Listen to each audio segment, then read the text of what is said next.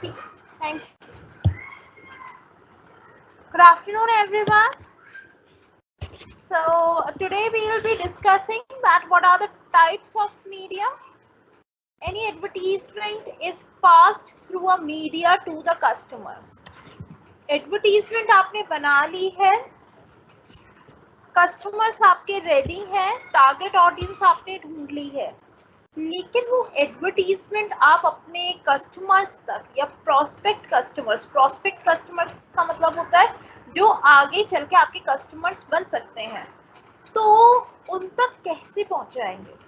So that can be done on the basis of media. Media would help you to reach to your customers, and today we will discuss that what are the different types of media we can use to reach to our customers. Then we will discuss that what are their pros and cons, advantages and disadvantages. Then we will be discussing about the media scheduling, why it is important to decide a time and the place where your advertisement would be placed. And then we will be discussing the advertising agency. Okay, so this is the scope of today's lecture, and without wasting further time, let's start with the lecture. I hope my screen is visible to everyone. Okay, so now here we have the types and the classification of advertising media that can be grouped under the print media. Firstly, we have the print media where something would be written or some picture would be placed so that you can communicate with people. Okay, so it would be there in the print form. This is one classification. Firstly, I'll be telling you the classification, and then we'll be talking about the types under those classifications. So first classification, the broad category is print media. The second one is electronic media. So every electronic device would come under this particular class. So we have the television, we have laptop, computers, internet, radio, your mobile phones, everything would come under the electronic media. The third type of media is the outdoor media. Outdoor media, when we see some wall paintings, we have posters, pamphlets, etc. Pamphlet अगर आपके घर पर देखे गए हैं तो print media में आ जाएंगे. अगर बड़े बड़े बिल बोर्ड्स पे लगे हुए हैं, so they would come under the outdoor media. And the last thing is covert. Covert advertisements are when something is placed between a television show or movie. Advertisement वैसे नहीं की जा रही है, लेकिन कोई सेलिब्रिटी अपनी मूवी में यूज कर रहा है या फिर टेलीविजन शो में यूज कर रहा है या उसके बारे में प्रचार कर रहा है. So that would be known as the covert advertisements. So we have four categories. First is the print media, the second one is the electronic media, the third one is the outdoor media, and the last one is the covert advertisements. These four broad categories are there, broad classes are there. Then we have the types of advertising media under those categories, under those classes. So we have newspapers, they would come under the print media. Then we have the magazines and trade journals, they would also come under the print media. Then we have radio, television, it would come under the electronic media. Film advertising, it would come under the covert media. Outdoor advertisement, outdoor media. Transit advertisement, outdoor media. Direct mail advertising, that would come under the print media. Advertising specialties और gift advertising, अब वो gift किस तरीके से दिया जा रहा है, कोई ऑनलाइन गिफ्ट है या ऑफलाइन गिफ्ट है, it would depend upon the print और the electronic media. Then we have the window display. Window display would come under, it is neither print nor out, it would come under the indoor media. इन चार category में कहीं fit नहीं होता.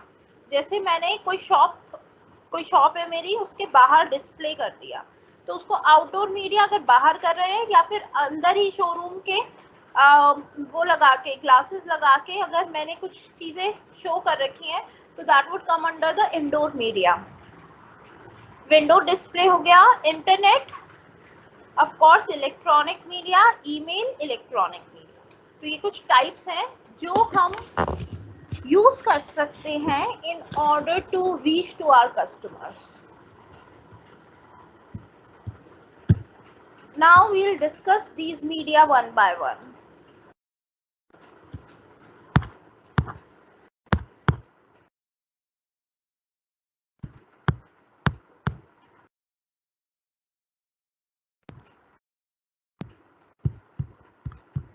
PPT का link आपको last में मिल जाएगा।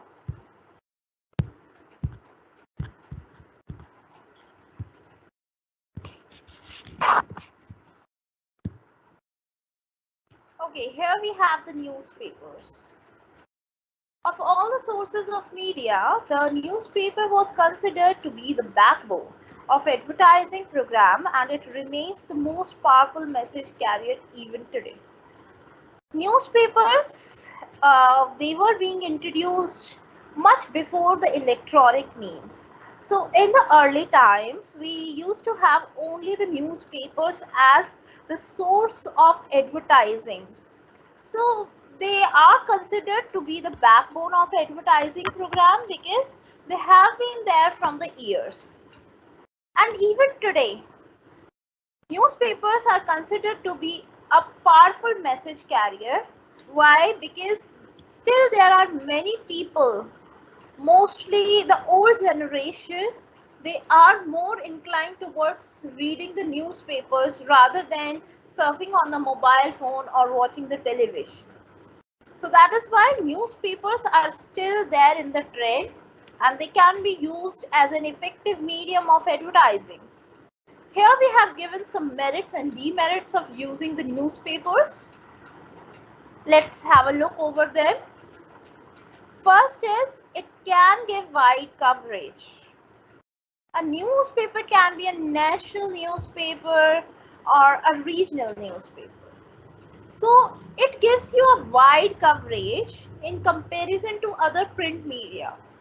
Because if you want to send the pamphlets or you need to have direct mail, so आप एक limited area में भेज सकते हैं. लेकिन अगर आप एडवर्टीजमेंट न्यूज़पेपर में करवाते हैं तो न्यूज़पेपर जो है एक नेशनल न्यूज़पेपर हो सकता है that can have a wide coverage.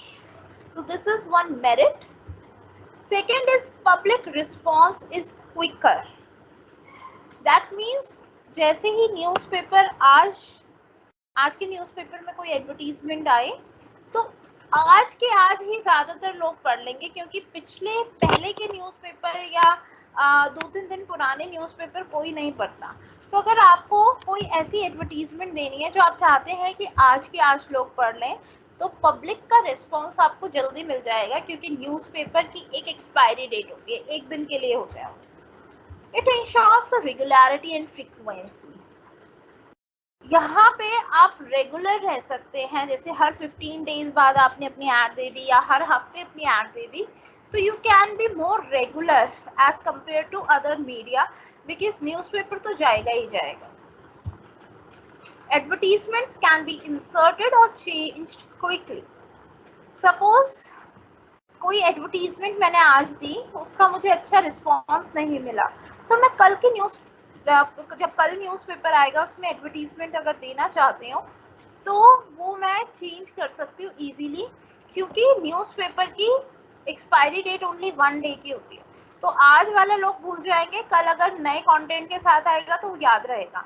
तो इसीलिए जल्दी से क्विकली चेंज कर सकते हैं या कुछ भी इंसर्ट उसमें जल्दी किया जा सकता है.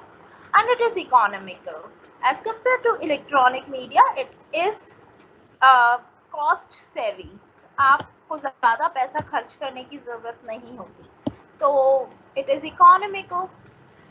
Next is it has the shortest life. Demerits क्या है? जैसे मैंने आपको merits में भी बताया, एक demerit भी है कि एक दिन की एक्सपायरी डेट होती है. तो आज लोगों ने देखा, कल कोई नहीं देखेगा उसे, आपको दोबारा एडवर्टीजमेंट देनी पड़ेगी. तो ये एक डीमेरिट भी है. There is a possibility of wastage in circulation because it is not restricted to certain groups of readers. यानी कभी कभी हम टारगेट अच्छे से नहीं कर पाते हैं क्योंकि वही न्यूज़पेपर घर के बड़े बूढ़े देखते हैं, वही न्यूज़पेपर बच्चे पढ़ते हैं, तो कहीं ना कहीं वेस्टेज ज़्यादा होती है हमारे रिसोर्सेज की। थर्ड डीमेरिट है, people read newspapers mainly for the news and take only a casual glance at the advertisement, so it may not serve the purpose. So basically people have newspapers just to have a look over the news.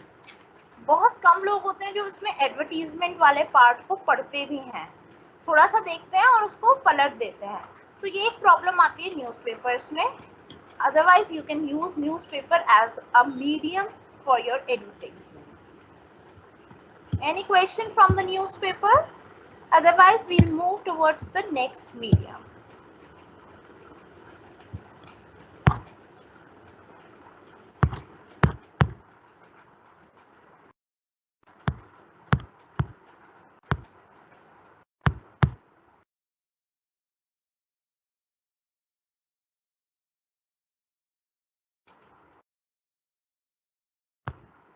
Suspense ad आपकी emotional appeal में आएगी।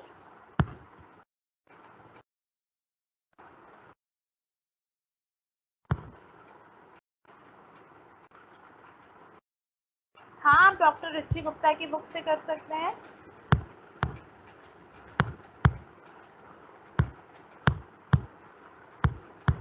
PPT clear नहीं आ रहे, मैं थोड़ी zoom in कर दूंगी। चलिए नेक्स्ट मीडिया के बारे में बात करते हैं।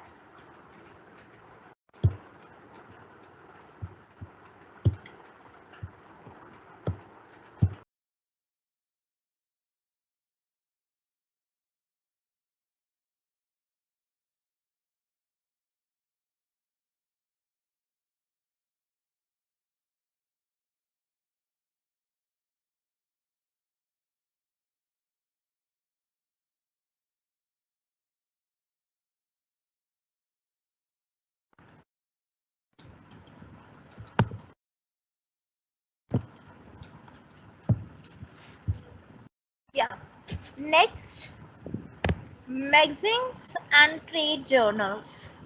अब ये भी एक प्रिंट मीडिया का पार्ट है, magazines and trade journals. Magazines आपने देखी होंगी, अब आजकल तो इतना प्रचलन नहीं है मैगजीन्स का, लेकिन पहले मैगजीन्स बहुत आती थी और उसमें भी एडवर्टीजमेंट्स आती थी। अगर आपने मैगजीन ली है स्टडी से रिलेटेड तो उसमें बुक्स वगैरह की एडवर्टीजमेंट आएगी, कोर्सेज की एडवर्टीजमेंट आएगी। अगर आपने फैशन रिलेटेड मैगजीन परचेज की है तो उसमें कॉस्मेटिक्स और कपड़ों की ऐड आएगी। तो मैगजीन्स में भी उसके नेचर के हिसाब से एडवर्टीजमेंट की जा सकती है। This is one of the oldest media of advertising. Magazines can be special and general, यानी कुछ तो जनरल मैगजीन हो सकते हैं जिसमें हर तरीके का कंटेंट आता है, और कुछ होते हैं स्पेशल मैगजीन जो एक तरीके के टारगेट ग्रुप के लिए ही होती है। If it is a special magazine it will appeal to the specific class of consumer. जैसे मैंने आपको बताया कि अगर कोई स्पेसिफिक मैगजीन है तो वो एक अलग तरीके की क्लास के लिए, यानी अलग तरीके के लोगों के लिए ही बनी है। For example, N advertisement of a computer in the computers today. तो जब जो बंदा कंप्यूटर्स टुडे नाम की मैगजीन ले रहा है, यानी he would be interested in computers, तो उसमें एडवर्टीजमेंट किसकी की जाएगी? कंप्यूटर की, लैपटॉप की, प्रिंटर की।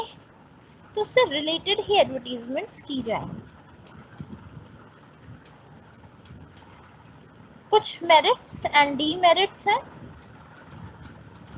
Magazines have longer life than the newspapers. Merit क्या है इसका कि मैगजीन की लाइफ थोड़ी ज़्यादा होती है, जैसे मंथली मैगजीन्स होती हैं, क्वार्टरली मैगजीन्स होती हैं, तो वो लोग फिर भी कुछ ज़्यादा दिनों तक पढ़ते रहते हैं। न्यूज़पेपर लोग ज़्यादातर सिर्फ उसी दिन पढ़ते हैं और फिर उसको रद्दी में डाल देते हैं। So this is one merit. Next है magazines enjoy the national circulation. कुछ मैगजीन्स जो होती हैं वो नेशनल मैगजीन्स होती हैं और वो पूरे कंट्री में सर्कुलेट होती हैं। थर्ड है the high quality printing gives greater appeal and offers a more stable impact on the mind. आपने देखा होगा मैगजीन की प्रिंट क्वालिटी अच्छी होती है as compare to the newspapers.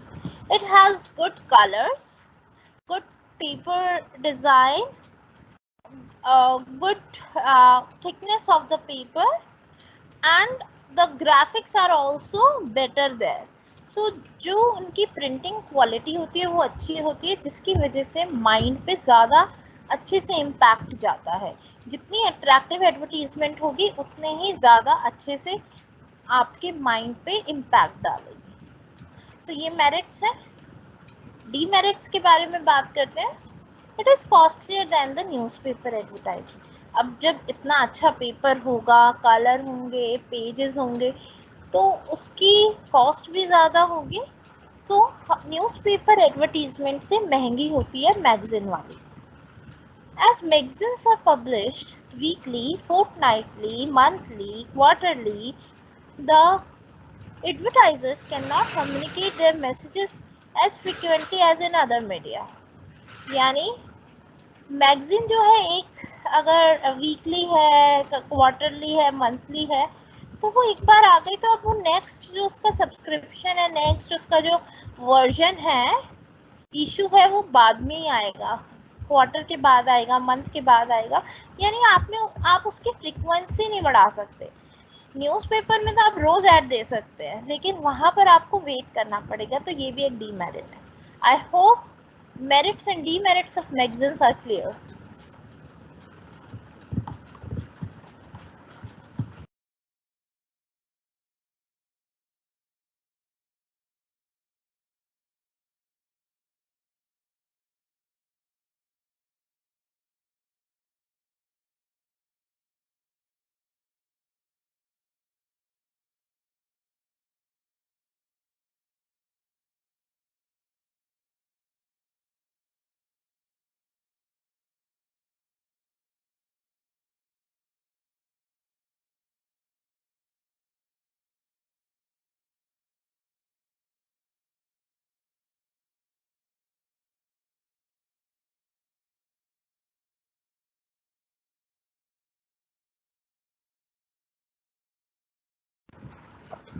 Okay, I'm not able to see any question from this part. अब हम next part पर चलते हैं.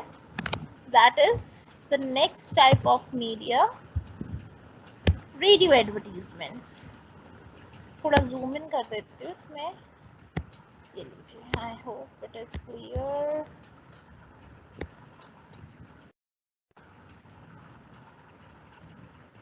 This media can even appeal to illiterate people. यानी अभी हमने सिर्फ मैगजीन्स और न्यूज़पेपर्स की बात की थी, और मैगजीन्स और न्यूज़पेपर सिर्फ वही लोग यूज़ कर सकते हैं जिनको थोड़ा बहुत पढ़ना आता है। यानी चाहे हिंदी न्यूज़पेपर हो, इंग्लिश न्यूज़पेपर हो, it can only serve the people who are literate. लेकिन रेडियो एडवर्टीजमेंट में ऐसा नहीं है।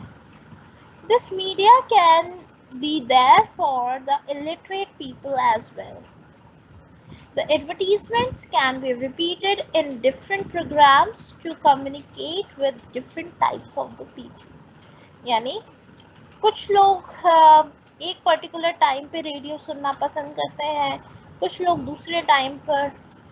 तो यहाँ पर एडवर्टाइजर ये इंश्योर कर सकता है कि बार बार उनकी एडवर्टीजमेंट को रिपीट किया जाए, ताकि वो हर तरीके के कस्टमर तक पहुंच जाए। For example, announcements in between movie songs are popular. यानी जब आपने देखा होगा कोई शो चल रहा है रेडियो पे, तो सॉन्ग्स के बीच में कुछ एडवर्टीजमेंट्स, अनाउंसमेंट्स की जाती हैं। अब अगर कोई शो पुराने गानों का आ रहा है तो हो सकता है वो ओल्ड एज पीपल के लिए हो, तो आप उनके तरीके के एडवर्टीजमेंट उस शो के दौरान दे सकते हैं। कुछ प्राइम टाइम के शोज होते हैं जो ऑफिस जाने वाले लोग जाते टाइम या आते टाइम सुनते हैं रेडियो, तो उनसे रिलेटेड एडवर्टीजमेंट उसमें दी जा सकती है। सो ये है रेडियो एडवर्टीजमेंट्स। इनके भी कुछ मेरिट्स एंड डीमेरिट्स हैं। दिस मीडिया इज इकोनॉमिकल, यानी अगर औरों से कंपेयर करें तो इसमें कॉस्ट कम आती है। A person can listen to the radio regardless of his or her activities, and so the potential audience of radio is much larger as compared to the other media. यहाँ पर radio का क्या फ़ायदा है कि लोग और कुछ एक्टिविटी करते हुए, पढ़ते हुए, ड्राइव करते हुए, कुछ और काम करते हुए रेडियो सुन सकते हैं, जो कि और किसी मीडिया में नहीं हो सकता। तो इसीलिए पेनिट्रेशन ज़्यादा हो सकता है। Now let's talk about the demerits. Radio visualizes only through the words, music and sound effects. The products that need visual display or demonstration cannot be advertised through this medium. यानी जिस product में give me a minute.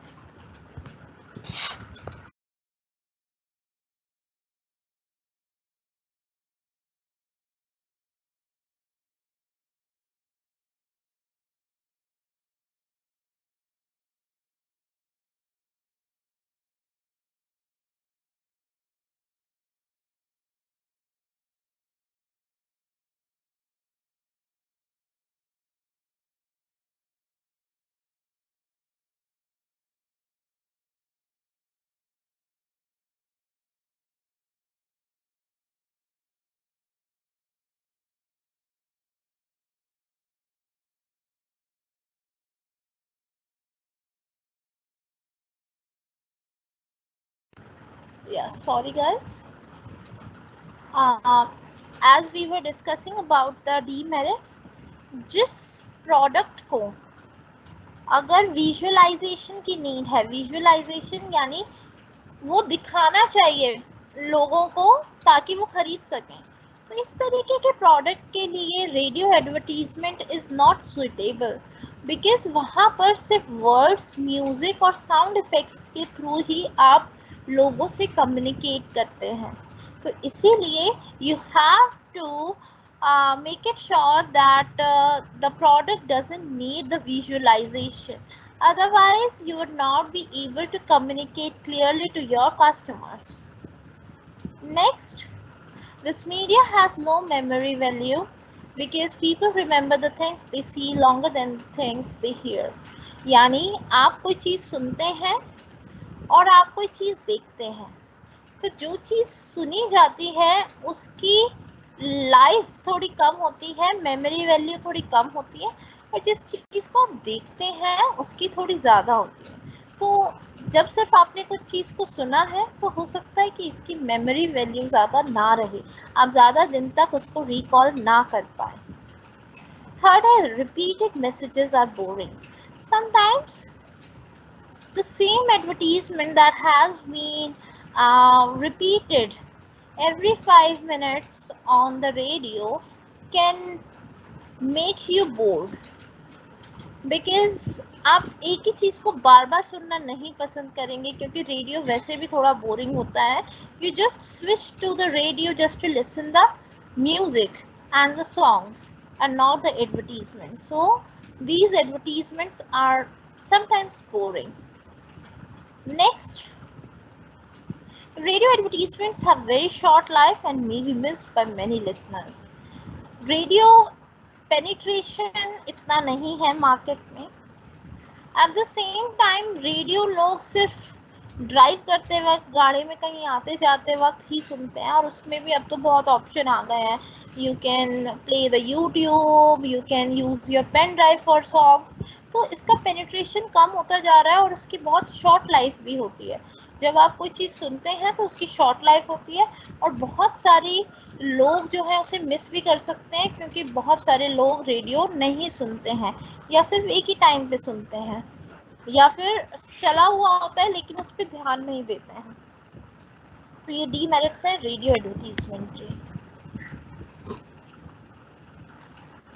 Now we'll be talking about the most famous media of advertising, that is television advertisements. In India, the television was first commissioned in 1959 and the commercial telecasting started only in 1976 and the color transmission in 1982. This is specialized media as it provides a scientific synchronization of sound, light, motion, color and immediacy that no other medium does except film. यानी television एक ऐसा medium है that has everything, यानी यहाँ पर sound भी है, light भी है, मोशन भी है, कलर भी है और इमीडिएसी भी है, यानी कुछ चीज़ें लाइव भी आ सकती हैं, इमीडिएट रिस्पॉन्स भी है। तो यानी इस तरीके की चीज़ किसी और मीडियम पे पॉसिबल नहीं है and that is why it is known as one of the most effective media of advertising. Now let's talk about its merits and demerits. Here we have given some merits. This medium is an ideal medium to show the products, its uses, and the products can also be demonstrated. That means यहाँ पर product आपको दिखाया जा सकता है, उसके uses easily बताए जा सकते हैं और प्रोडक्ट को डेमोन्स्ट्रेट यानी वो कैसे यूज होगा, कैसे काम करेगा, वो डेमोन्स्ट्रेशन भी किया जा सकता है ताकि लोग ज़्यादा से ज़्यादा अट्रैक्ट हो और आपके प्रोडक्ट को खरीदें. Next, the television presents things and events as they happen and so advertisements are more creative and persuasive. यानी टेलीविजन जो है वो कोई भी घटना को एज इट इज़ दिखाने की क्षमता रखता है एंड इसीलिए एडवर्टीजमेंट्स जो होती हैं वो ज़्यादा क्रिएटिव होती हैं. उसमें जैसे हमने कल पढ़ा था कि अलग अलग कॉपीज़ यूज़ की जाती हैं, कोई स्टोरी बनाई जा सकती है, किसी सेलिब्रिटी को यूज़ किया जा सकता है जो रेडियो में या प्रिंट में इतना पॉसिबल नहीं होता है. So that is why the advertisements are more creative and persuasive. Next, message and geographical selectivity is possible. यानी कहीं पे भी मैसेज जो हमें देना है वो हम सेलेक्ट कर सकते हैं कि किस लैंग्वेज में होना चाहिए. अगर कोई रीजनल चैनल है तो वहाँ पे उसकी रीजनल लैंग्वेज में हो सकता है.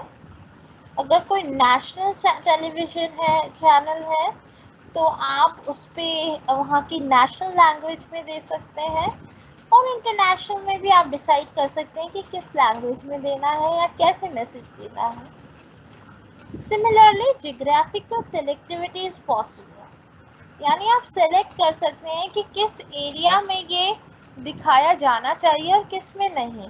जैसे आपने देखा होगा कि कुछ रीजनल चैनल्स होते हैं, वो ज़्यादातर उसी एरिया में चैनल आते हैं और उसी एरिया की एडवर्टीजमेंट जो है वो की जाती है. तो यहाँ पर ये भी पॉसिबल है.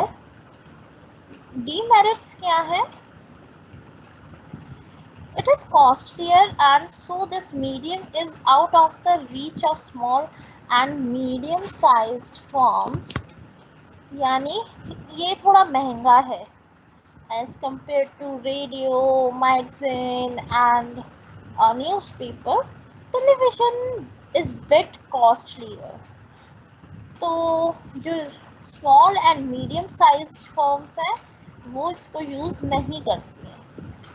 सेकेंड है commercial messages have the shortest life span, यानी जो आपको टेलीविजन पर दिखाई देती हैं वो थोड़ी देर में ही हट जाती हैं, जो भी एडवर्टीजमेंट्स वगैरह होती हैं, तो उसका भी एक शॉर्ट लाइफ स्पैन होता है, ज़्यादा देर तक लोग याद नहीं रखते हैं अगर वो बार बार रिपीट नहीं की जाती। तो ये कुछ डीमेरिट्स हैं टेलीविजन एडवर्टीजमेंट के। And now let me come back to your screen for the questions. इनसे रिलेटेड कुछ क्वेश्चन है तो बताओ। प्रिंट मीडिया यानी न्यूज़पेपर, मैगजीन, रेडियो या टेलीविजन में से कोई क्वेश्चन है तो please let me no.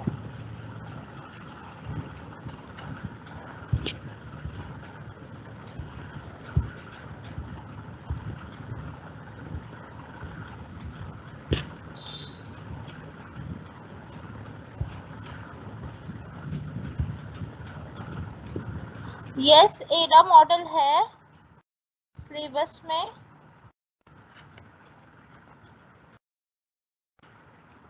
Suspense में इमोशनल अपील कैसे होगा? सस्पेंस का मतलब है कि आप किसी चीज को, लोगों के इमोशंस को यूज कर रहे हैं, फियर आता है, थ्रिल आता है, तो जब लोग थ्रिल हो जाते हैं तो that is also kind of emotion, इसीलिए ये इमोशनल अपील है जब आप किसी एडवर्टीजमेंट में सस्पेंस दिखाते हैं। रेशनल कहाँ हुआ? रेशनल में तो आप रीजन बताते हो कि आपको ये खरीदना है।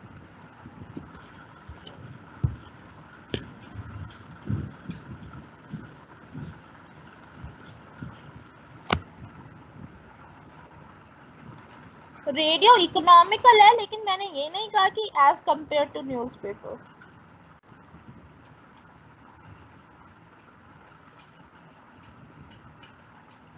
Radio can be compared to the television, it is cheaper.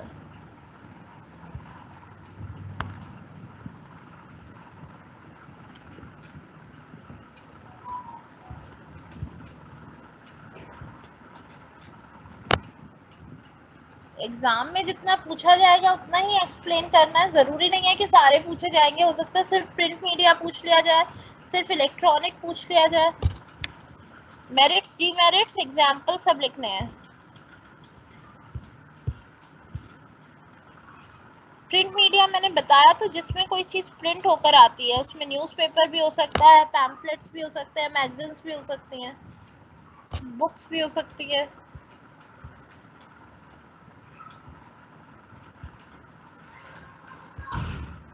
Syllabus एक बार पढ़ लो आप, उसमें एडा मॉडल भी लिखा है, डैगमार मॉडल भी लिखा है।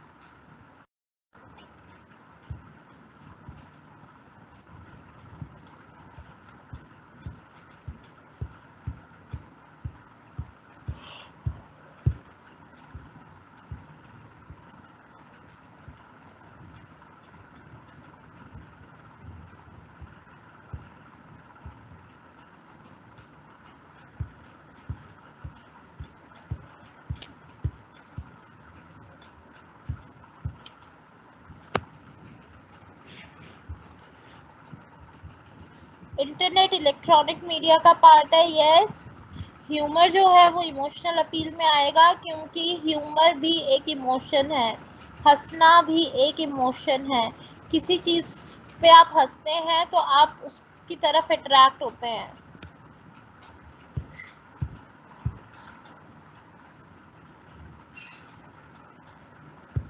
जो मैं आपको क्लास में करा रही हूँ वो सारे टॉपिक करने हैं, क्योंकि ये सिलेबस के अकॉर्डिंग है।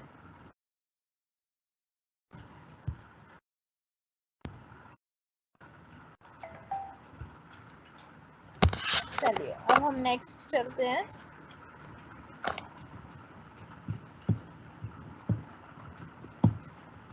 नेक्स्ट है film advertising.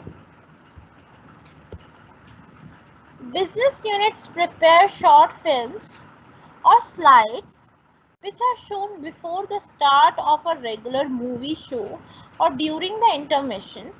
Along with the film, there is a running commentary on the features, uses and superiority of product. यानी फिल्म एडवर्टीजमेंट में क्या होता है कि जब आप मूवी देखने जाते हैं तो उससे पहले कुछ एडवर्टीजमेंट्स चल रही होती या फिर इंटरमिशन में आती हैं, तो उनको फिल्म एडवर्टीजमेंट का नाम दिया जाता है। और उसमें थोड़ी कमेंट्री पीछे से आवाज़ भी आती है कि इसके ये फ़ायदे हैं या ये फ़ायदे। Merits: the advertising message lasts longer through this media. Product demonstration is explicitly done, impressive and early convincing. Moreover, it has a dramatic impact on the viewers. यानी कहीं ना कहीं उसका इम्पैक्ट ज़्यादा होता है क्योंकि आप स्पेशली वहाँ मूवी देखने गए हैं। उसका मतलब है कि आपका ध्यान कहीं और नहीं है, आप उसी को सबसे ज़्यादा वेटेज दे रहे हैं, अटेंशन दे रहे हैं, तो वो थोड़ा ज़्यादा देर तक आपके माइंड में इम्पैक्ट बनाता है as compare to normal television advertisement. उसमें प्रोडक्ट का डेमोन्स्ट्रेशन भी अच्छे से किया जा सकता है और वो थोड़ी सी ज़्यादा कन्विंसिंग भी होती हैं। Moreover it has a dramatic impact. Dramatic impact का मतलब है कि यूजुअली हम मूवी देखने गए हैं तो मूवी से रिलेटेड अगर कोई प्रोडक्ट है तो उसका ज़्यादा इम्पैक्ट होता है आपके माइंड पर। The cinema audience consists of all segment of the society, so it affords a high degree of selection and flexibility. यानी जब सिनेमा में ऑडियंस आती है तो वो हर तरीके के सेगमेंट होता है, ठीक है। So it affords a high degree of selection and flexibility. यानी वहाँ पर आप अलग अलग सेगमेंट को अच्छे से टारगेट कर सकते हैं क्योंकि मिक्स्ड सेगमेंट है आपके पास और आपके पास ज़्यादा फ्लेक्सिबिलिटी है। ऐसा नहीं है कि सिर्फ एक ही तरीके के लोग आए हैं तो आपको उन्हीं की तरीके की एडवर्टीजमेंट दिखानी है, आप अलग अलग एडवर्टीजमेंट्स दिखा सकते हैं। Moreover, the advertiser has the advantage of selecting audience by place to meet its different needs. और even वहाँ पे वो डिसाइड भी कर सकते हैं कि किस थिएटर में कौन सी एडवर्टीजमेंट दिखाई जाएगी depending upon the type of audience they have. तो ये कुछ मेरिट्स हैं। नेक्स्ट मेरिट है the medium has the special feature of mass publicity because a theater can accommodate 300 to 400 persons per show. यानी एकदम से ज़्यादा पब्लिसिटी की जा सकती है क्योंकि 300 से 400 लोग आपकी एडवर्टीजमेंट को उसी टाइम पर देख रहे हैं। Film advertising cuts across the barriers of literacy and language and reaches the audience faster. So the message exposed is not wasted. यानी इसमें लिटरेसी का कोई काम नहीं है क्योंकि ज़्यादा पढ़ना लिखना नहीं होता।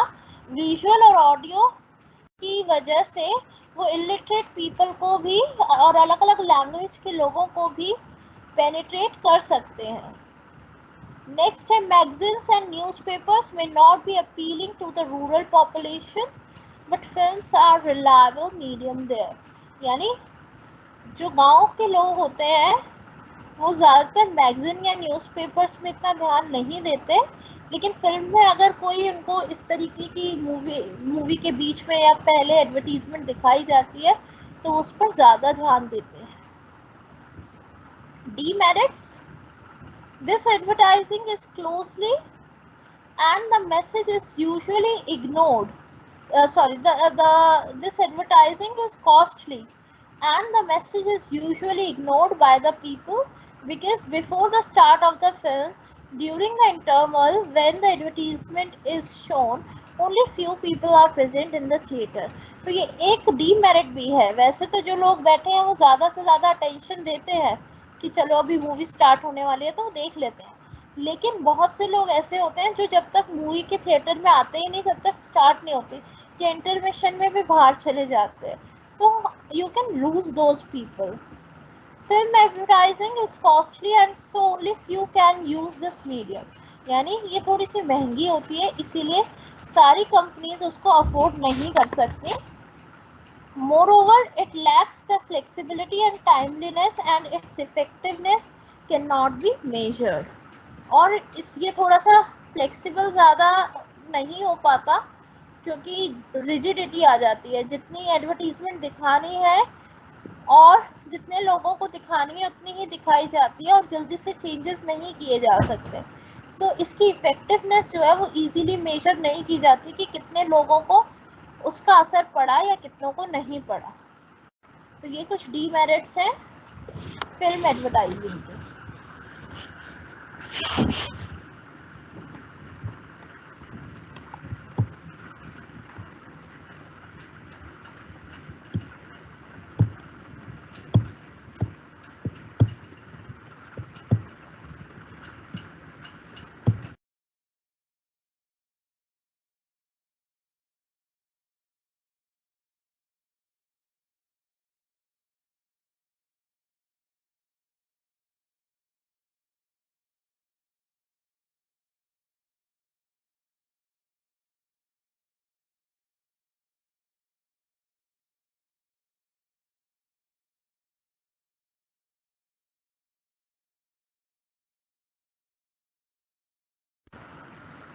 नेक्स्ट एडवर्टाइजिंग की बात करते हैं।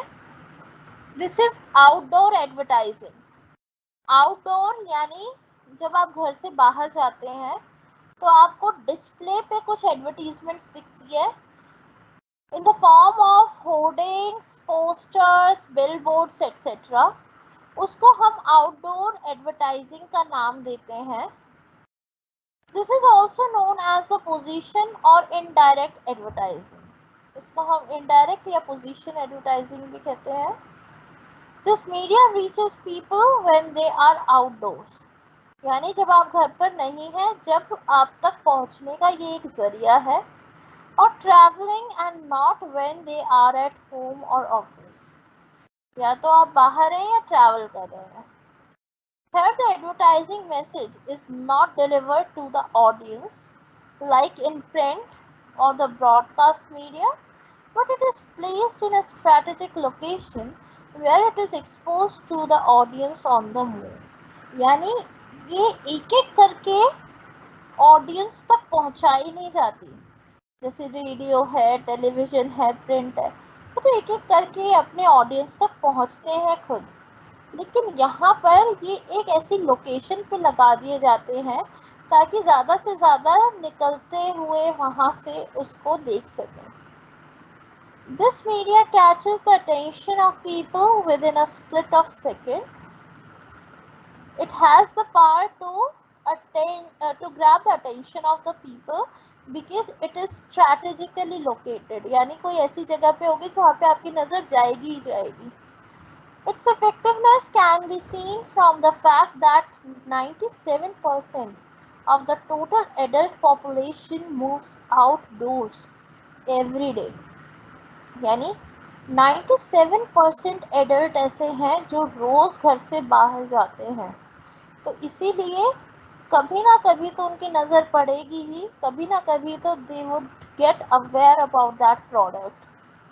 पोस्टर्स, इसमें क्या क्या आता है? Posters, painted displays, electrical science, travelling displays. Travelling या ट्रांजिट डिस्प्ले आपने देखा होगा, जैसे मेट्रो है या फिर किसी ऑटो रिक्शा के पीछे ऐड दे रखी है। And sky writing. Sky writing India में अभी इतना पॉपुलर नहीं है, बाहर की कंट्रीज में है, जिसमें कोई हेलीकॉप्टर के थ्रू वाइट कलर से स्काई में लिखा जाता है। तो इंडिया में इतना है नहीं, but that is also kind of outdoor advertising. या फिर आपने देखा होगा बड़े बड़े बलून लगे होते हैं जिस पे एडवर्टीजमेंट की जाती है। पहले पोलियो के होते थे बड़े बड़े बलून, उस पे लिखा होता था कि ये वाले दिन पोलियो की दवाई पिलाई जाए। तो that is also a type of outdoor advertising. अब इसके मेरिट्स डिस्कस कर लेते हैं। This medium maintains the continued appeal for a longer period of time and is open to all classes of the society without any expenditure on their part. Through frequency and repetition, it can achieve the penetration. यानी यहाँ पे आपको अपनी तरफ से effort करने की ज़रूरत नहीं है। जैसे आपने अगर टेलीविज़न पे एडवर्टीज़मेंट दी या रेडियो पे दी, तो उसमें तो आपको थोड़े-थोड़े दिनों में पैसे खर्च करने पड़ेंगे ताकि वो दोबारा डिस्प्ले की जा सके। लेकिन एक बार आपने ये वाली आउटडोर एडवर्टाइज़मेंट कर दी, तो फिर उस पे बार-बार पैसे खर्च नहीं करने। हाँ, उसका थोड़ा बहुत रेंट आपको देना पड़ेगा, लेकिन फ्रीक्वेंसी पे आपको खर्च नहीं करना। लोग खुद जितनी बार वहां से जाएंगे उतनी बार एक्सपोज होंगे। तो now it is there with the audience कि वो कितनी बार वहां से गुजरते हैं। नेक्स्ट पॉइंट है, this medium has greater flexibility with regard to the area, time and individual requirement. It possesses geographical flexibility, permitting the promotion of products in the defined areas of market.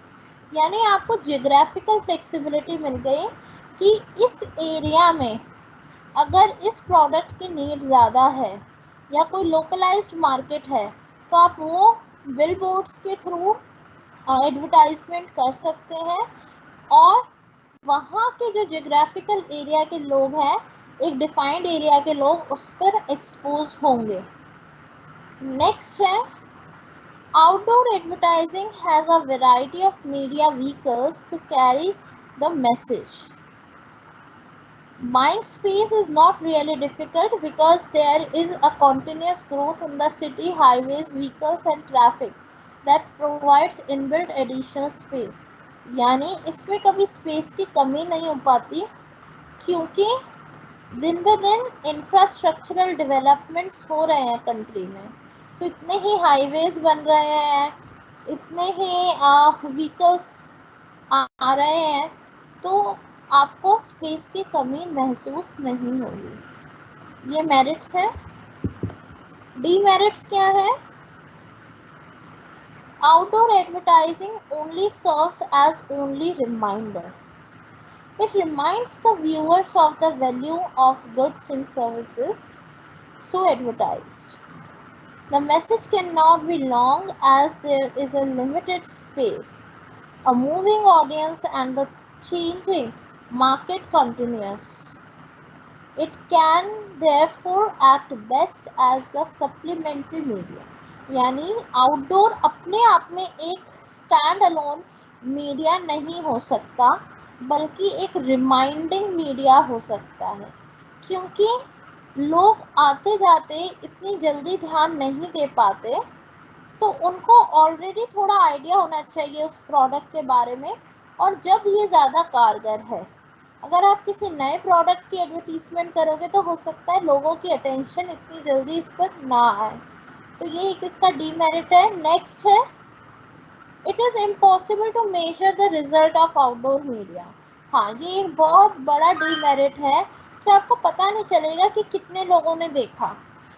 Radio, television, magazine, newspaper,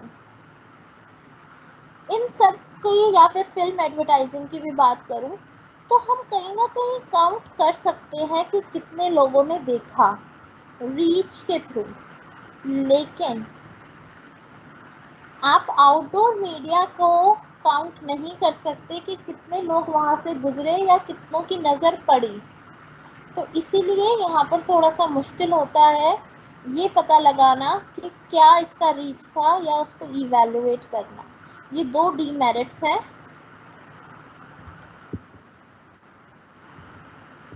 इसमें से कुछ question है तो बताओ, film advertising और outdoor advertising से।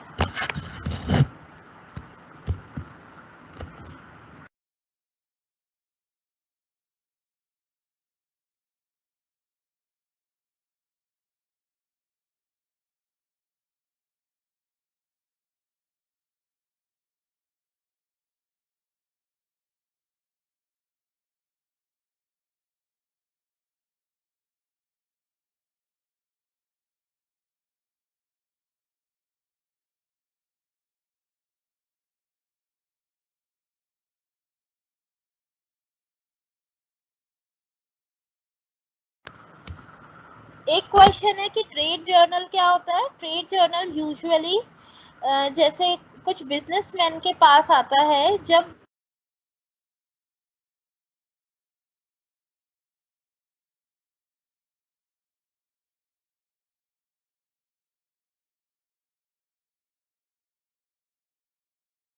वो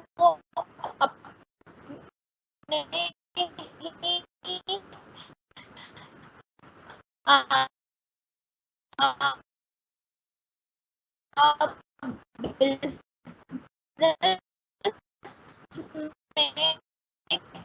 कुछ, तो वो उसमें उन्हीं की इंफॉर्मेशन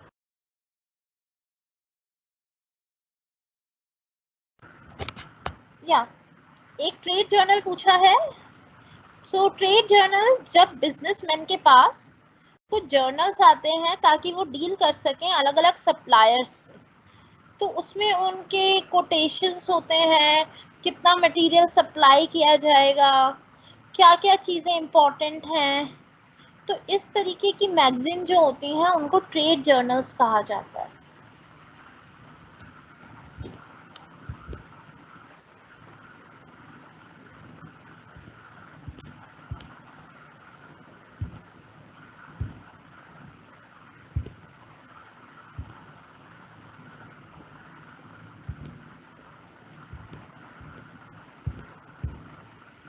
टेन ईयर्स से क्वेश्चन देख लो, आंसर पे रिलाई मत करना। पीपीटी लास्ट में शेयर हो जाएगी।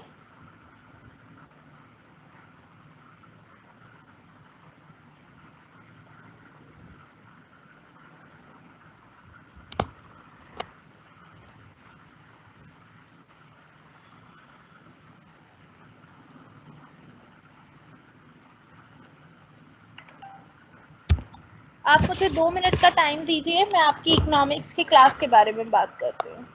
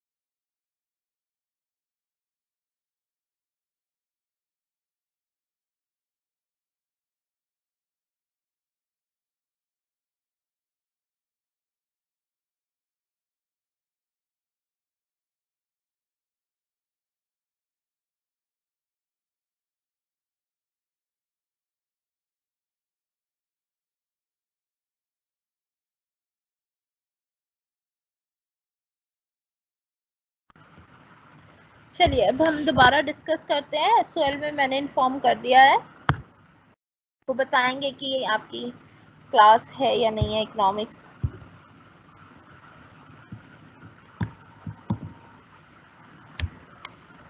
नेक्स्ट टाइप ऑफ एडवर्टाइजिंग है transit advertising. These are also known as traveling displays।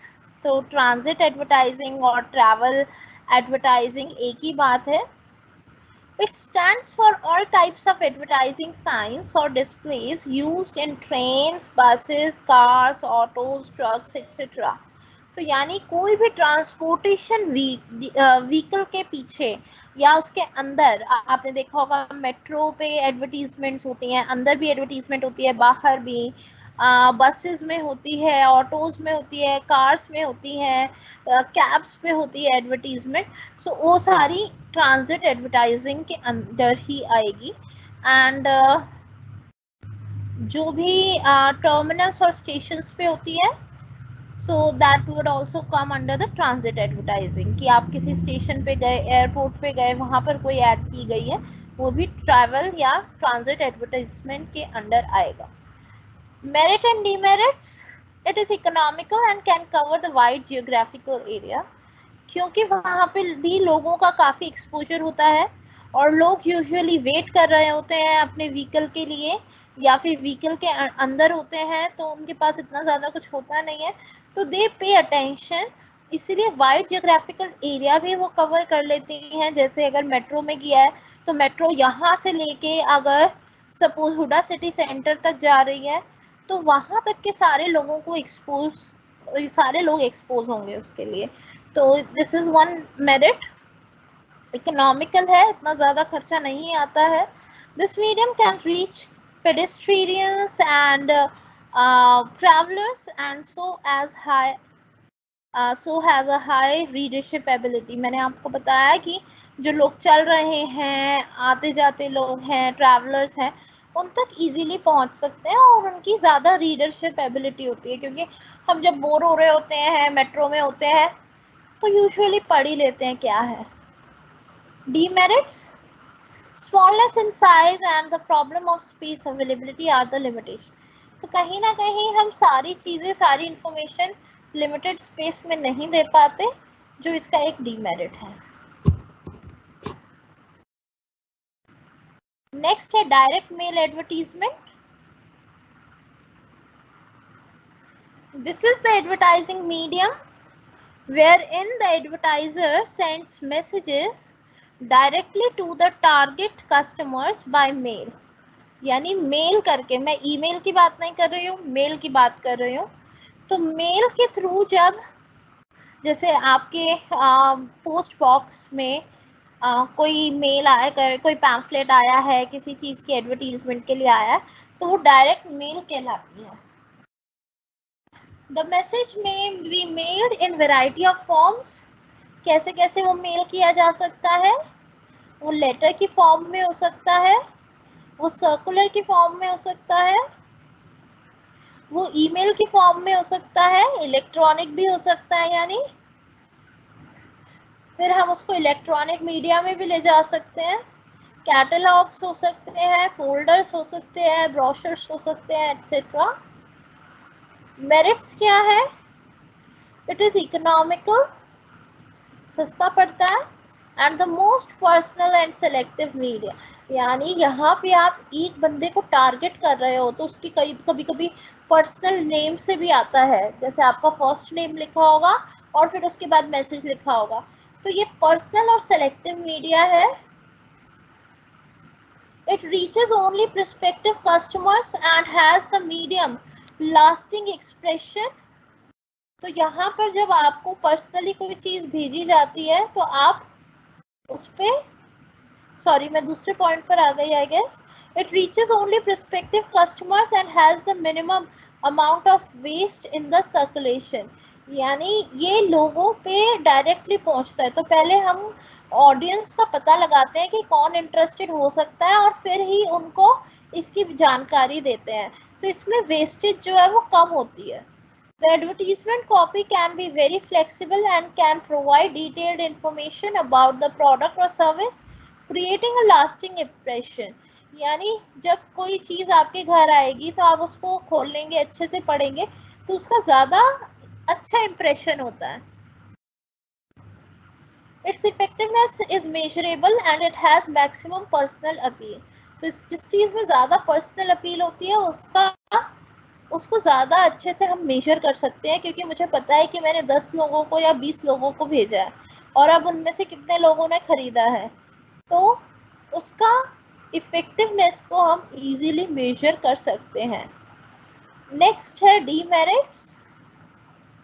The message has to be brief and can not be confidential. यानी यहाँ पे कॉन्फिडेंशियल नहीं रह सकता मैसेज, और उसको छोटे में ही लिखना ज़रूरी है. बहुत बड़ी कहानी लिख के भेजेंगे तो कोई नहीं पढ़ेगा. So it may not turn out to be attractive as expected. तो और उसमें इतने पिक्चर्स वगैरह यूज़ नहीं होते, ऑडियो यूज़ नहीं होते, तो वो इतना अट्रैक्टिव नहीं होता. It is difficult to prepare an up to words mailing list as continuous changes are required. So business firms are now issuing private journals to inform customers about their new arrivals periodically. For example, Food World has its private journal, The Food Worlder. यानी mailing list maintain करना थोड़ा मुश्किल होता है क्योंकि लोगों का address change हो जाता है, कभी कुछ चेंज हो जाता है। तो लोग क्या करते हैं कि अपने जर्नल्स बना लेते हैं और जर्नल्स को सर्कुलेट कर देते हैं कि एक एक बंदे को भेजने की बजाय उसके नाम से वो यूजुअली वैसे ही सर्कुलेट कर लेते हैं ताकि जो भी पढ़ेगा उसको उनके न्यू प्रोडक्ट्स की जानकारी हो सके। The last demerit is this medium has only limited coverage and is useful for advertising to a small and known group.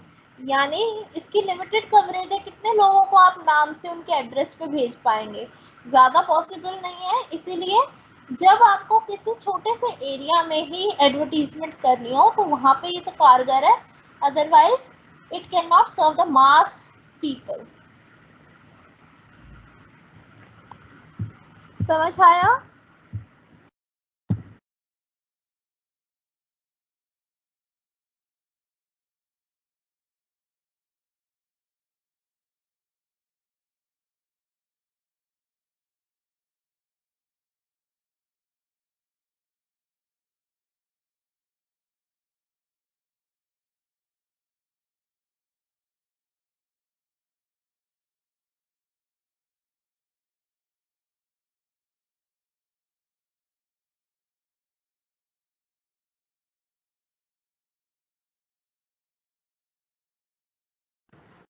अब नेक्स्ट करते हैं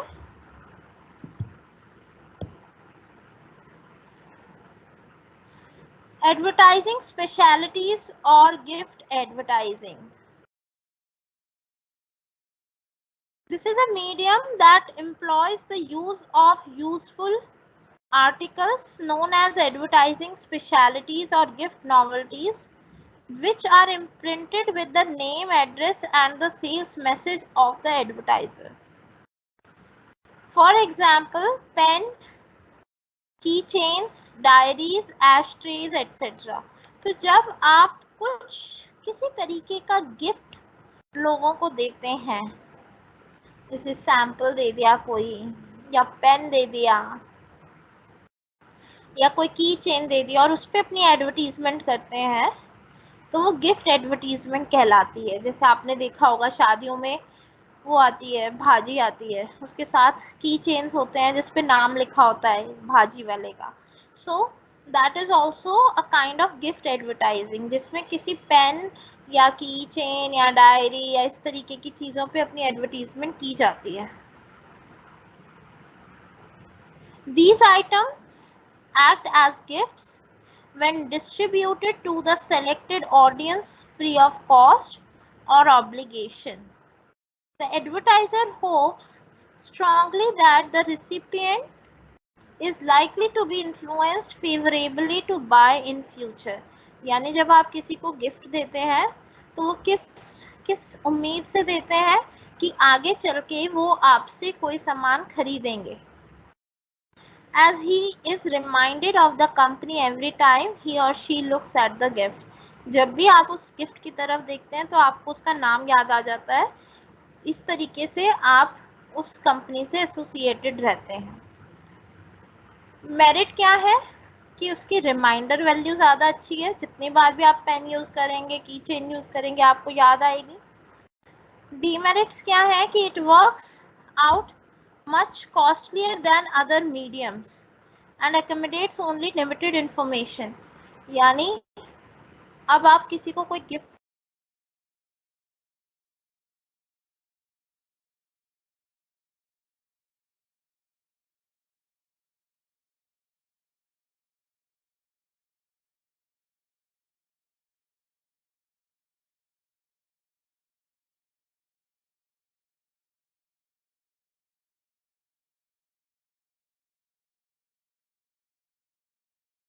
दे रहे हैं महंगा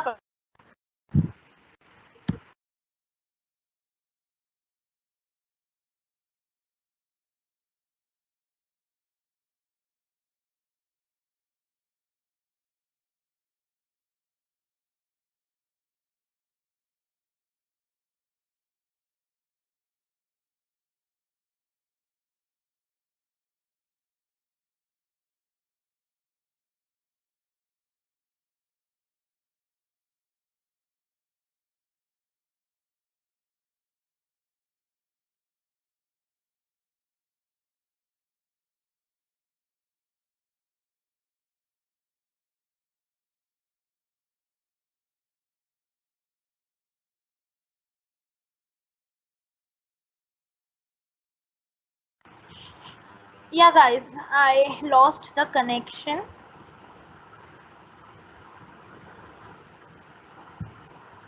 We were discussing upon the demerits. तो जब आप किसी को गिफ्ट देते हैं तो उसमें पैसा लगता है जो कॉस्टलियर पड़ता है आपको किसी और मीडियम से। तो यहाँ पे चाहे रिमाइंडर वैल्यू ज़्यादा है लेकिन आपकी कॉस्टलियर भी है, आपके पैसे भी ज़्यादा लगेंगे। नेक्स्ट है window display. The dictionary meaning of word display is arranging something for view। यानी कोई भी चीज डिस्प्ले पे लगाते हैं, हम देखते हैं जैसे आप किसी मॉल में गए तो वहां पे भी डिस्प्ले में इसलिए चीजें लगाई हुई होती हैं ताकि उनकी एडवर्टीजमेंट हो सके और आप उसे खरीद सकें। Therefore, display advertisement is a systematic arrangement of samples of saleable products to catch the imagination and attention of people. Every retailer puts certain selected products in glass window in attractive styles in front of the shop. Similarly, manufacturers and the wholesalers maintain big showrooms in the main markets to advertise their products. तो आपने देखा होगा कि main market में shop होने का क्या फायदा होता है कि वहां पर लोग ज़्यादा अच्छे से देख सकते हैं और जिन लोगों को नहीं खरीदना वो भी खरीदने आ जाते हैं। आपने देखा होगा डिस्प्ले में अगर आपको कोई कुर्ती पसंद आ गई, कोई शर्ट पसंद आ गई तो आप जाकर ले लेते हैं। अगर वो सब कुछ अंदर रखेंगे, डिस्प्ले में नहीं लगाएंगे तो लोग नहीं आएंगे। तो दैट इज विंडो डिस्प्ले। और ये यहाँ पर we are done with the types of media. Is there any question from the types of media? नहीं है तो फिर हम मीडिया शेड्यूलिंग के बारे में पढ़ेंगे।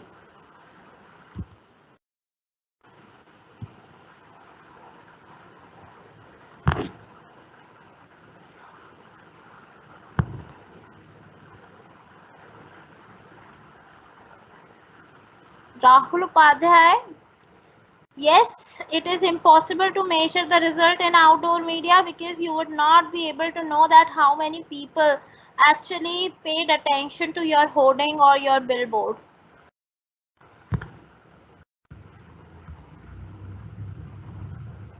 Transit and outdoor advertising. Outdoor में एक स्टैटिक स्टेज पर होती है, यानी एक जगह लगा दी वो वहीं रहेगी।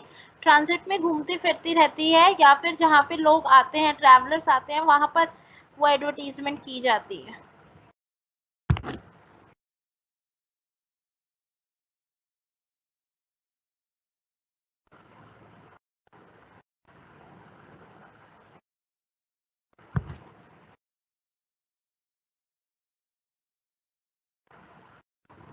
हाँ, आपके सिलेबस में पर्सनल सेल्समैनशिप भी है जो कल से या नेक्स्ट क्लास से शुरू हो जाएगा।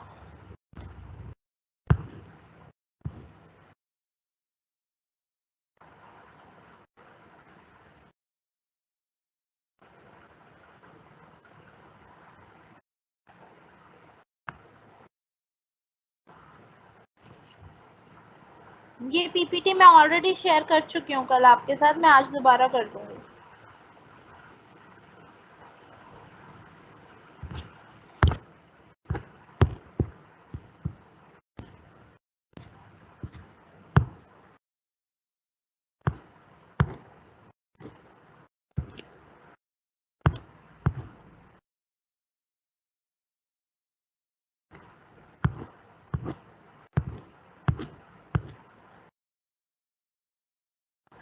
Second demerit of direct mail.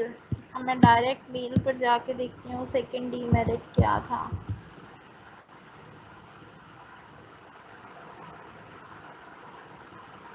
It is difficult to prepare and open to an up to words mailing list। यानी जब आप डायरेक्ट मेल करते हैं तो आपके पास सबके एड्रेस होने ज़रूरी हैं और ये बहुत मुश्किल है कि सबके एड्रेस आपके पास एट द सेम टाइम हो और वो ठीक भी हो, क्योंकि थोड़े थोड़े दिनों में ये एड्रेस चेंज भी हो सकते हैं। तो इसीलिए ये थोड़ा मुश्किल हो जाता है कि सबको डायरेक्ट मेल किया जाए। और उससे बचने के लिए अब सबको डायरेक्ट मेल जो किया जाता है वो नेम के साथ किया जाता है। सबका नेम ठीक हो, सबका ईमेल, सबका एड्रेस ठीक हो, ये थोड़ा सा मुश्किल हो जाता है मेंटेन करना। इसीलिए कुछ लोग सिर्फ जर्नल्स बना लेते हैं और उनको ऐसे ही सर्कुलेट कर देते हैं, जिसपे कोई नेम नहीं होता, वो सबको सेम मैगजीन टाइप का चला जाता है। ये एक डीमेरिट था डायरेक्ट मेल का कि सबके एड्रेस और नेम को कलेक्ट करना और मेंटेन करना is a bit difficult.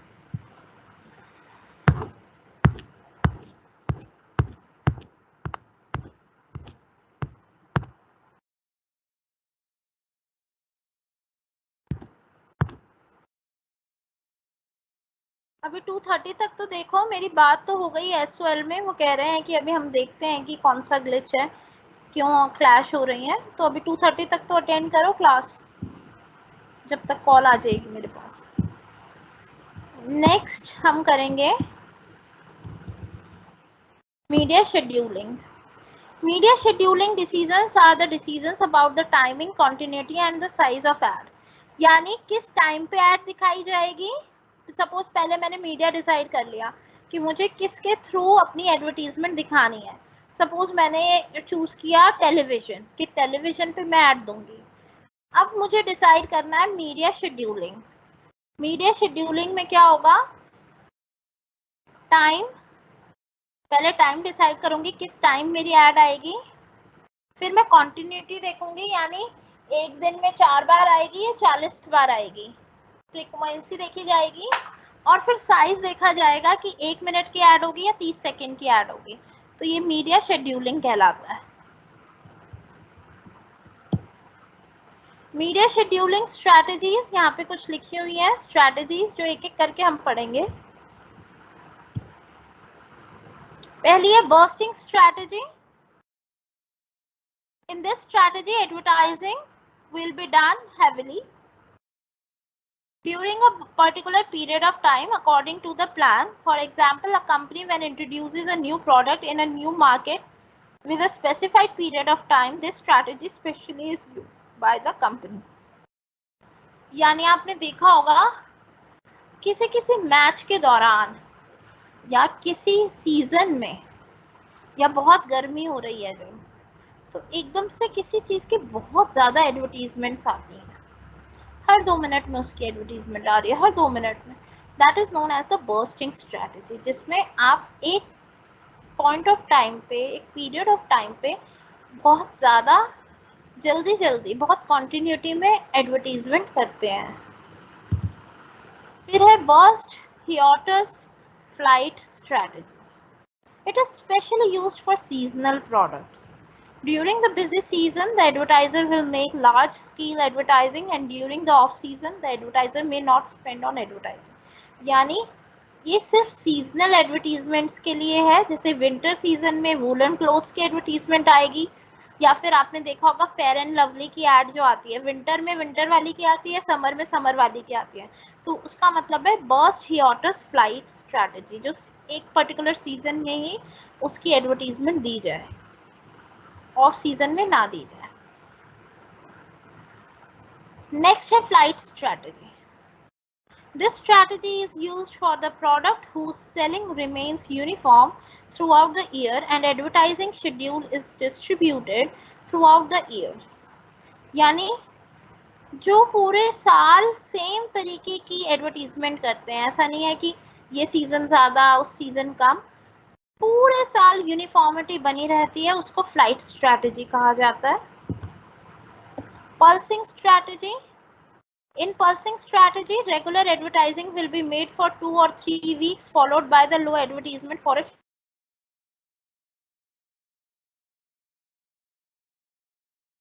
short. इसलिए जैसे पल्स चलती है हार्ट की, पहले तेज, फिर काम, तेज काम, तेज काम, तेज काम। ऐसे ही पल्सिंग स्ट्रैटेजी है कि कुछ दिन के लिए बहुत ज्यादा एडवर्टीजमेंट की जाएगी, फिर थोड़ी कम, फिर ज्यादा, फिर कम, फिर ज्यादा, फिर कम. Alternating strategy. This strategy advertiser advertises his goods and services every alternate month. यानी हर मंथ एक छोड़ के एक एडवर्टीजमेंट की जाती है. Steady strategy. In this strategy, the advertiser spends a fixed amount of money every month it can be of any amount which is been decided for the advertisement, यानी हर मंथ एक फिक्स्ड अमाउंट को spend किया जाता है advertisement के लिए. It is more like the uniform strategy और द फ्लाइट स्ट्रैटेजी. नेक्स्ट है स्टेप डाउन स्ट्रैटेजी.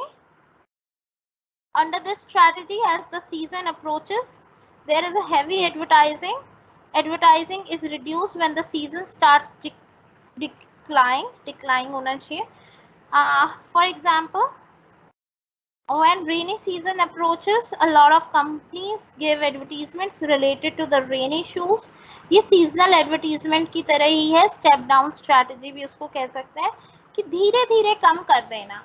जैसे अगर एकदम से कोई सीजन आया तो उसमें ज्यादा रेनी शूज और सैंडल्स और अम्ब्रेला की एडवर्टीजमेंट की गई, और फिर बाद में धीरे धीरे जैसे जैसे सीजन कम होता गया उसकी एडवर्टीजमेंट को भी कम कर दिया गया. वहां पर सिर्फ सीजन में की जाती थी, यहाँ पे सीजन में भी की जाती है, ऑफ सीजन में भी, लेकिन ऑफ सीजन में कम की जाती है और सीजन में ज्यादा की जाती है. और लास्ट है teaser step up strategy. In this strategy, advertisement starts on low scale when the season begins. As the season picks up, slowly advertisement increases and reaches its peak. For example, products like AC, cooler, etc. Advertisement starts with a low scale when the summer season begins. ये उसका उल्टा है.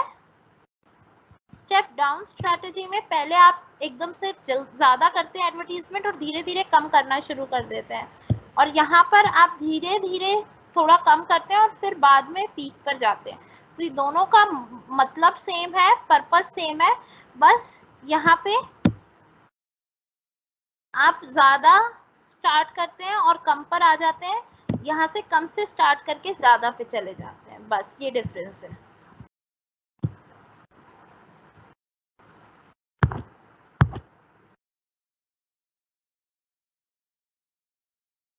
Methods वाली slide मैंने छोड़ी नहीं है, वो यही सारे मेथड्स लिखे हुए थे, बस नाम लिखे हुए थे, इसलिए मैं एक एक करके सारे मेथड्स पर ही आ गई. वहां पे बस इनके नाम लिखे हुए हैं जितने भी मेथड्स मैंने कराए हैं. ट्रांजिट एडवर्टीजमेंट का मतलब है जब आप कोई कहीं जा रहे हैं और आपने देखा किसी व्हीकल पे कुछ लिखा हुआ है, या व्हीकल के अंदर लिखा हुआ है, बस के अंदर है, मेट्रो के अंदर है, या स्टेशन पर है, वो ट्रांजिट एडवर्टीजमेंट कहलाती है. ट्रैवल करने के दौरान कोई एडवर्टीजमेंट में आप एक्सपोज होते हैं.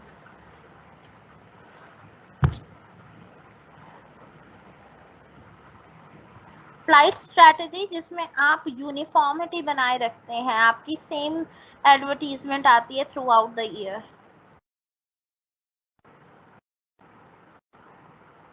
स्टडी स्ट्रैटेजी और फ्लाइट स्ट्रैटेजी दोनों सेम ही है. इसमें भी आप एक अमाउंट रख लेते हैं और उतना अमाउंट स्पेंड करते हैं हर महीने. बस ये हो सकता है कि कभी जैसे ज़्यादा महंगी हो गई या ज़्यादा सस्ता हो गया, तो आप अमाउंट पे डिपेंड करता है, ना कि वॉल्यूम पे. फ्लाइट स्ट्रैटेजी में वॉल्यूम पे डिपेंड करता है कि आपको इतना एडवर्टीजमेंट करना ही करना है. स्टडी में पैसे पे डिपेंड करता है कि इतना पैसा आपने रखा हुआ है इस मंथ के लिए, उतना ही लगाना है.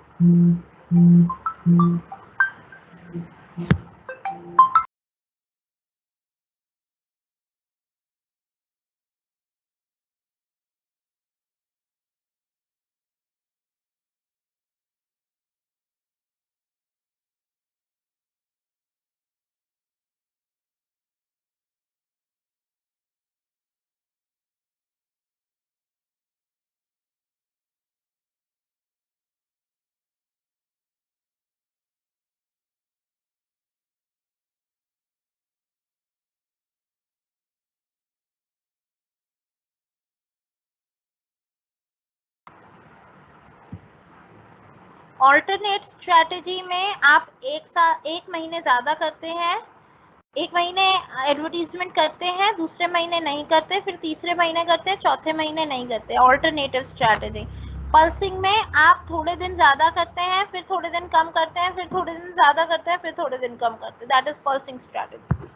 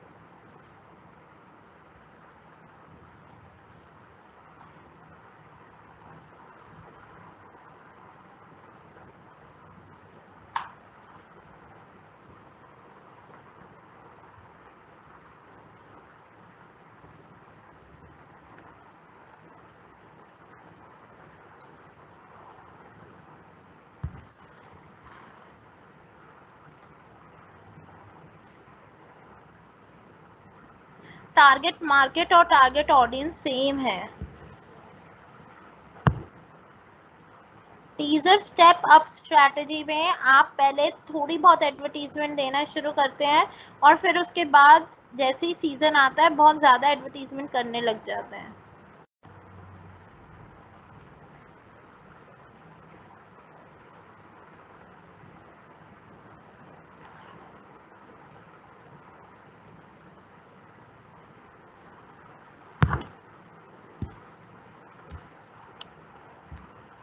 चलिए अब नेक्स्ट टॉपिक करते हैं हम, advertising agency.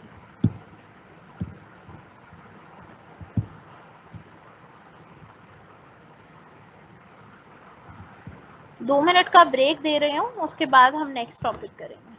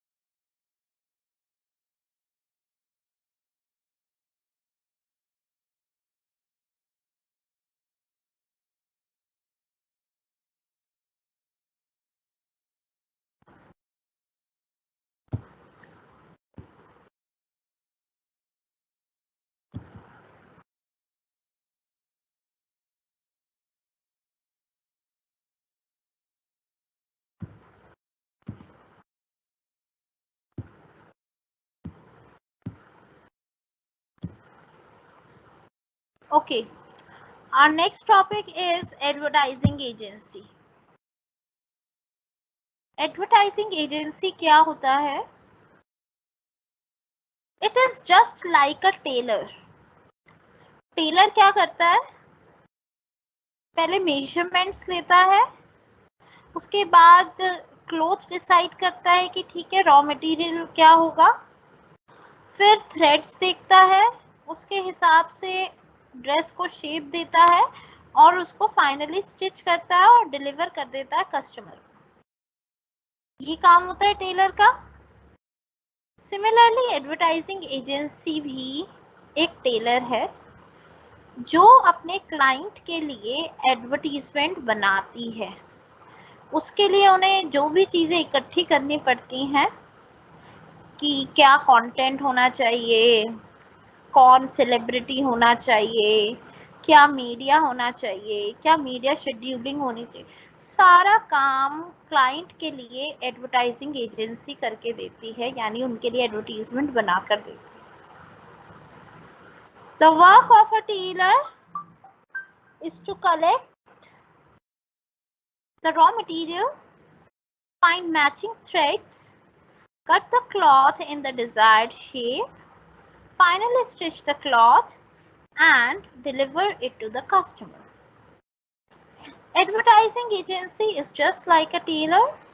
It creates the ads, plans how, when and where it should be delivered, and hands it over to the client.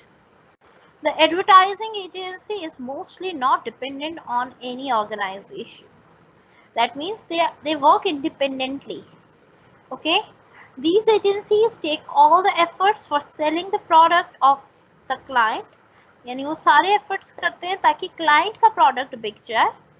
They have a group of people, experts in their particular fields, thus helping the companies or organizations to reach their target audience, the customer, in an easy and simple way.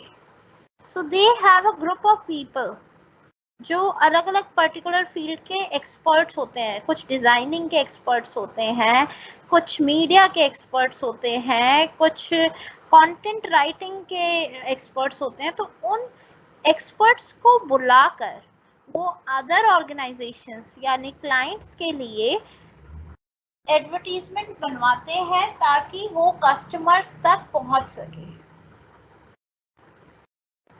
The first advertising agency was William Taylor in 1786, यानी जो first advertising agency थी वो 1786 में आई थी, followed by the James White in 1800 in London and Reinl and Sons in 1812.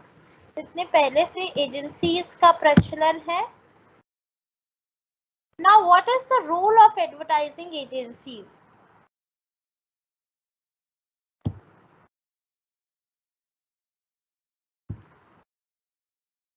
The role of advertising agency, creating an advertisement on the basis of information gathered about the product. यानी कोई भी information product के बारे में पहले लेना उनका role है कि भाई किस प्रोडक्ट के बारे में हमें एडवर्टीजमेंट करनी है, हम क्या दिखाना चाहते हैं। तो पहले तो उस प्रोडक्ट के बारे में इंफॉर्मेशन को लेना, doing research on the company and the product and the reaction of the customer. फिर देखना कि कस्टमर उसके बारे में क्या सोचते हैं, कंपनी की क्या इमेज है और प्रोडक्ट की क्या इमेज है। Then planning for the type of media to be used. फिर वो डिसाइड करते हैं कि क्या कौन सा मीडिया यूज किया जाएगा, television, radio, newspaper, depending upon the type of audience they have. उसके बाद डिसाइड करेंगे कब और कहाँ कैसे मीडिया शेड्यूलिंग की जाए, और फिर लास्ट में taking the feedbacks from the clients as well as the customer and then deciding the further line of action.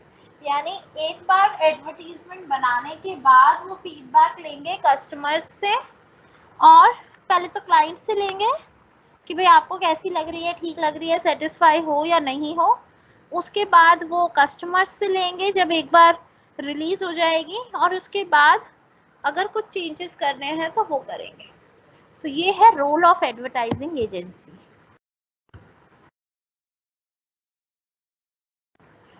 Next will be talking about the importance. क्या फायदा है, क्या क्या बेनिफिट्स हैं एडवर्टाइजिंग एजेंसीज के। The agencies are expert in this field, यानी जो advertising agencies होती हैं उनको पता होता है कि भाई कैसे एडवर्टीजमेंट बनानी है, कैसे मीडिया डिसाइड करना है, कैसे कस्टमर डिसाइड करने हैं, तो वो अपने एरिया के एक्सपर्ट्स होते हैं। उनके पास अलग अलग फंक्शन करने वाले लोग होते हैं, जैसे कि copywriters, art directors, planners etcetera. The agencies make optimum use of these people, their experience and their knowledge. यानी एजेंसीज को पता है कि किस तरीके के लोगों को कहाँ पे यूज करना है। Next, they work with an objective and are very professional, यानी वो अपने काम के लिए बहुत ही लॉयल होते हैं, प्रोफेशनल्स की तरह काम करते हैं। Hiring them leads in saving the cost up to some extent, यानी अगर आप खुद ही सारा काम करोगे, खुद ही एडवर्टीजमेंट बनाओगे, तो आप एडवर्टीजमेंट पे फोकस करोगे या फिर अपने प्रोडक्ट पे, और आपकी एक्सपर्टीज भी नहीं है इसमें। इसीलिए it is suggested to get this service outsourced, ताकि आपका जो काम है आप उस पर फोकस करो और एडवर्टीजमेंट जो उसके एक्सपर्ट है उनको बनाने दो। हो सकता है आपकी कॉस्ट भी कम आए।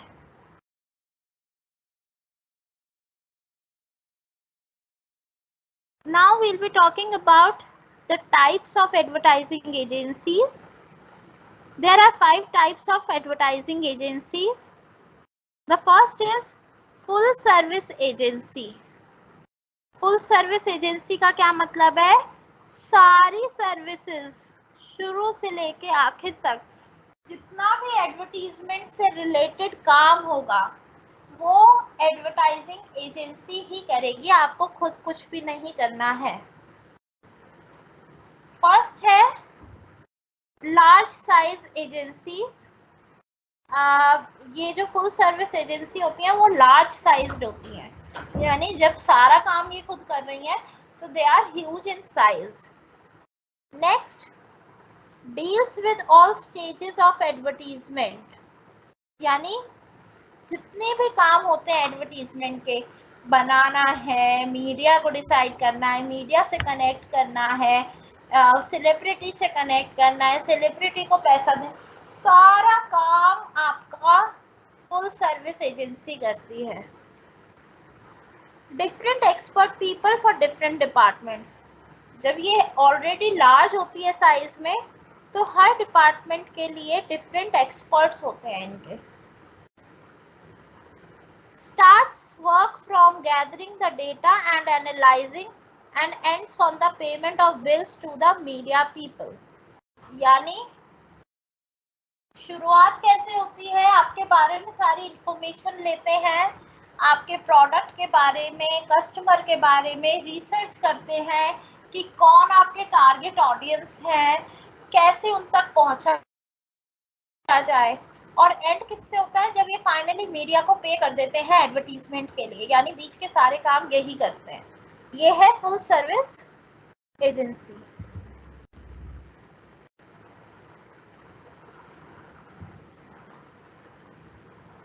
नेक्स्ट है इंटरैक्टिव एजेंसीज।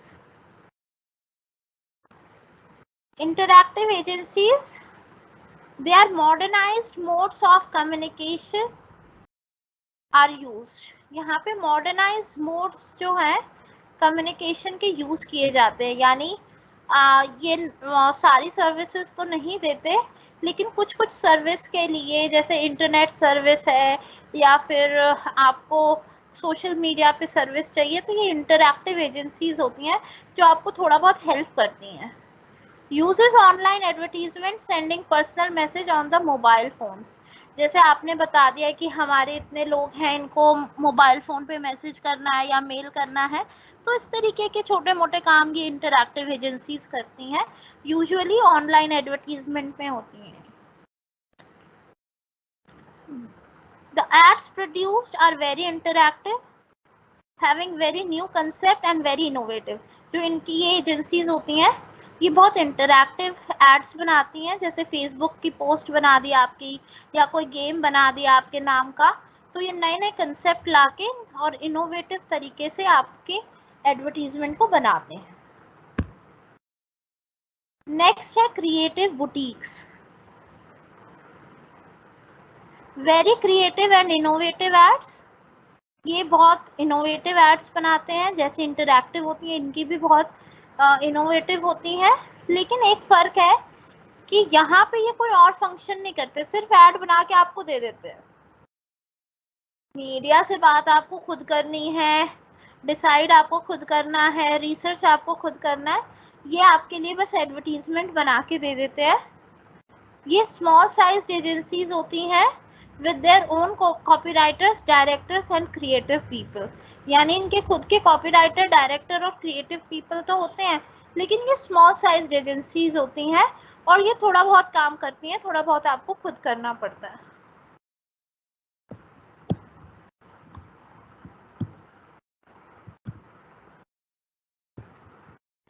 नेक्स्ट है मीडिया बाइंग एजेंसीज। ये क्या करती हैं, ये आपके लिए किसी टेलीविजन शो के बीच में, मूवी के बीच में और किसी न्यूज़पेपर में स्पेस आपको खरीद के देती हैं बस। So buys place for the advertisement and sells it to the advertisers. यानी पहले सपोज मैंने कोई शो आना है, उस शो के बीच के सारे स्लॉट मैंने खरीद लिए और फिर बाद में बाकी के एडवर्टाइजर्स को ज़्यादा पैसे में बेच दिए। ये होती है मीडिया बाइंग एजेंसी, यानी मुझे डायरेक्ट मीडिया में जाके खरीदने की ज़रूरत नहीं है, ऑलरेडी किसी एजेंसी ने खरीद रखा होगा और वो आगे बेच देंगे, तो मैं उनसे खरीद सकती हूँ। फॉर एग्जाम्पल, जैसे आपने देखा होगा टिकट्स ब्लैक में बिकती हैं, तो अगर आप जाके किसी मूवी के 40 टिकट खरीद लो और फिर बाद में आगे थोड़े ज़्यादा रुपयों में बेच दो, अब लोगों को कन्वीनियंस रहेगा कि उनको वहाँ पे लाइन में लग के नहीं लेना पड़ेगा, आपको ये फ़ायदा रहेगा कि थोड़े से ज़्यादा पैसे मिल जाएंगे। तो इस तरीके की मीडिया बाइंग एजेंसी होती हैं जो ऑलरेडी थोड़े स्लॉट खरीद लेती हैं और फिर बाद में लोगों को बेच देती हैं, एडवर्टाइजर्स को बेच देती हैं। Sales time in which the advertisement will be placed, schedule slot at different television channels and radio stations, finally supervises or checks whether the ad has been telecasted at opted time or place or not. यानी इनका काम सिर्फ media scheduling से related होता है कि सही time पे, सही जगह और सही फ्रीक्वेंसी में एडवर्टीजमेंट दी जा रही है या नहीं। और लास्ट है in house agency. In house agency होती है, जैसे मैं कोई प्रोडक्ट मैन्युफैक्चरर हूँ, मैं किसी और एजेंसी को हायर ना करके अपनी ही कंपनी में एक एडवर्टीजमेंट की एजेंसी खोल लूँ, कुछ लोगों को हायर कर लूँ कि ये सब मेरे लिए एडवर्टीजमेंट बनाएंगे, हम बाहर से नहीं बनवाएंगे, वो होती है in house agencies. As good as full service agency, क्योंकि सारी सर्विसेज खुद ही करते हैं आप। Big organization prefer these type of agencies which are built and work only for them. यानी जो ये एक ऐसी एजेंसी होती है जो सिर्फ अपनी पेरेंट कंपनी के लिए ही काम करती है। These agencies work as per the requirement of the organization. जैसे अगर टाटा अपनी खुद की एजेंसी खोल ले तो उनको बहुत फायदा होगा, क्योंकि उनके इतने प्रोडक्ट हैं, उन्हें बाहर से एडवर्टीजमेंट नहीं बनवानी पड़ेगी, तो ये इन हाउस एजेंसीज होती हैं। And with this we are done with the advertising agency. Now let me come back to your screen if you have any question.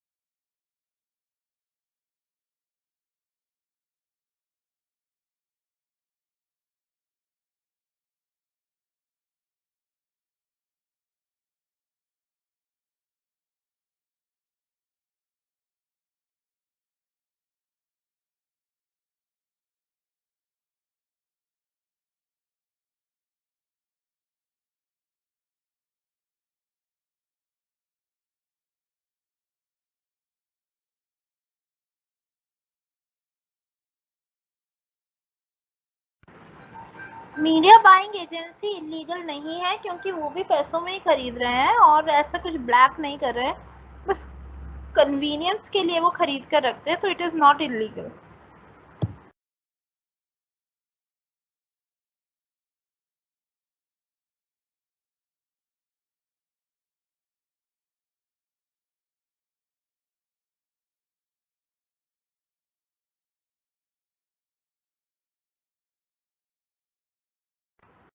ये सब आपको बुक में भी दे रखा है, बुक में से पढ़ सकते हो, नहीं तो डायरेक्टली गूगल से पढ़ सकते हो, कोई दिक्कत नहीं है।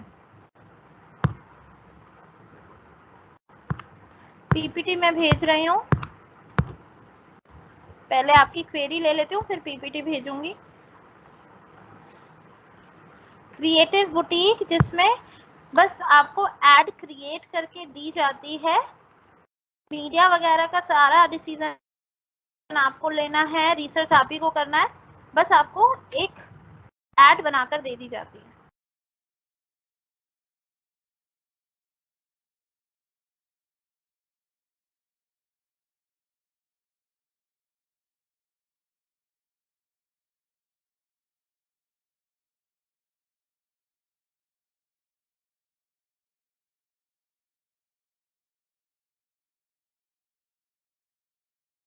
लास्ट इम्पोर्टेंस है एडवर्टाइजिंग एजेंसी की, कि उनको यूज करके आप अपने कॉस्ट भी सेव कर सकते हो। सपोज हर कंपनी अपनी खुद की एडवर्टीजमेंट बनाएगी, एडवर्टीजमेंट बनाने के लिए लोगों को हायर करेंगे, बनाएंगे, फिर मीडिया शेड्यूलिंग करेंगे, मीडिया से कनेक्ट करेंगे, ये सारे काम में उनकी ज़्यादा कॉस्ट आ जाएगी।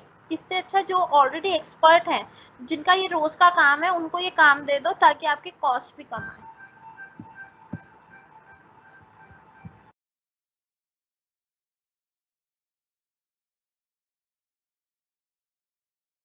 इंटरैक्टिव में ज़्यादातर ऑनलाइन रिलेटेड एडवर्टीजमेंट्स बनाई जाती हैं, क्रिएटिव बुटीक्स में सारी तरीके की एडवर्टीजमेंट्स बनाई जाती हैं।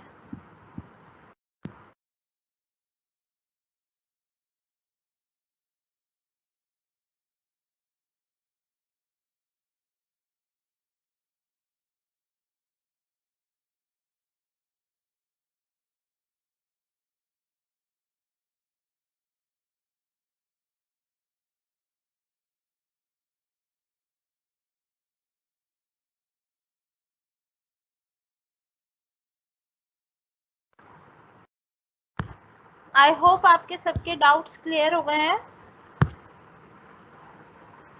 अब मैं आपको दोबारा लिंक दे देती हूँ और बुक का नाम पब्लिश कर देती हूँ।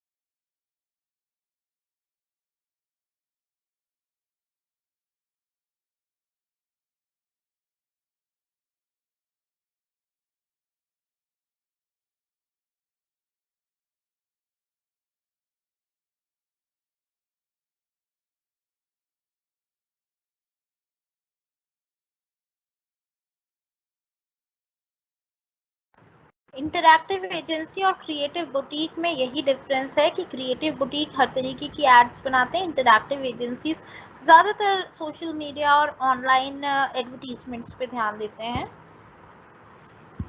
काम दोनों का लिमिटेड होता है।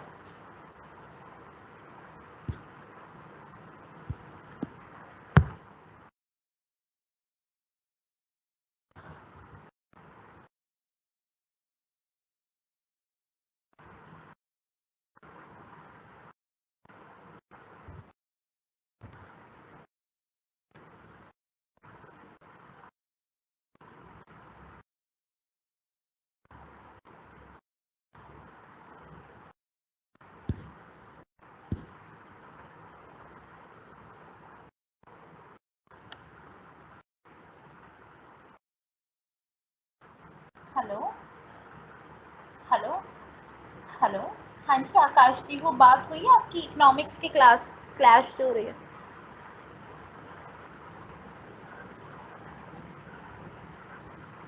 अच्छा, तो फिर ये तो रोज का काम हो गया है, क्लैश होती है। या तो चलो मैं गुप्ता सर से ही बात करती हूँ।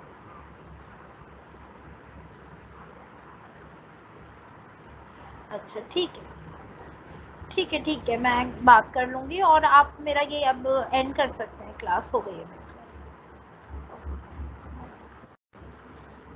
या मेरी अभी एसवाल में बात हुई है, तो वो कह रहे हैं कि ये शेड्यूल उनको बनाकर आगे से मिला